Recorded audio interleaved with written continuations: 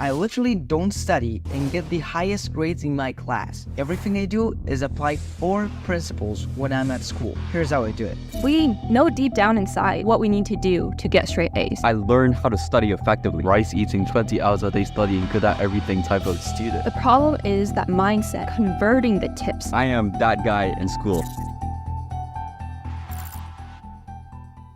This is how you look in the morning. I'm serious. It's not surprising that you don't pay attention in class. Energy is the first pillar of ETH. If you're not fully awake in school, you won't learn anything. So how do you know if you're sleeping enough? Well, you must wake up naturally. Simply set an alarm for bedtime and slide it back until you can wake up by yourself in the morning. If that sounds too hard because you have a social life, stay tuned for a future video about sleep. For some reason, you're always getting distracted in school. This doesn't happen because you're broken, you simply hate it. You hate school. If school were actually fun, you'd enjoy it and start listening, right? It turns out that you can do the opposite. If you change your attitude first, school is gonna become funnier. This sounds stupid, I know. But the second pillar of ETH is attitude. So, how exactly do you change your attitude? Let's say you're studying math. Try to find something you kind of enjoy about it. It can be as simple as, I like graphs. Every time you feel bored, think about those graphs and repeat to yourself, this is actually pretty interesting. Having the right attitude will improve your grades. Period. The reason I don't need to study is that I make sure to understand everything the teacher says in class. If I missed something, I literally say, I got distracted. Could you repeat what you just said, please? Call me weird, but this saves me hours a day. In this video, you'll learn that you should sleep and ask questions. Wow. Now comes the cool stuff. The techniques I use to memorize any subject easily.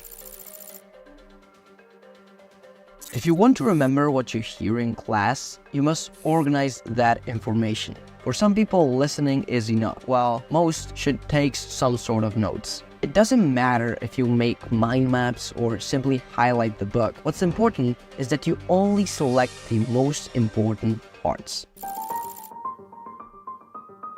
Your brain is made to remember stories. Have you ever wondered why you recall everything about your favorite TV series? It feels real. You can see the faces of the protagonists. Let's apply this to history. Make the characters come to life. Use drawings, stock photos, or AI if you want. Don't do bullet points. Study history as if it was a movie.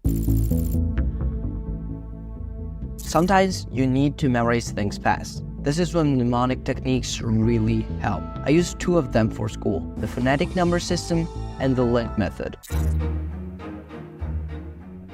Let's be real, this video will not make you a genius. You won't get the results that smart students get if you don't become a smart student first. And to become a smart student, you need to implement the right habits in your life.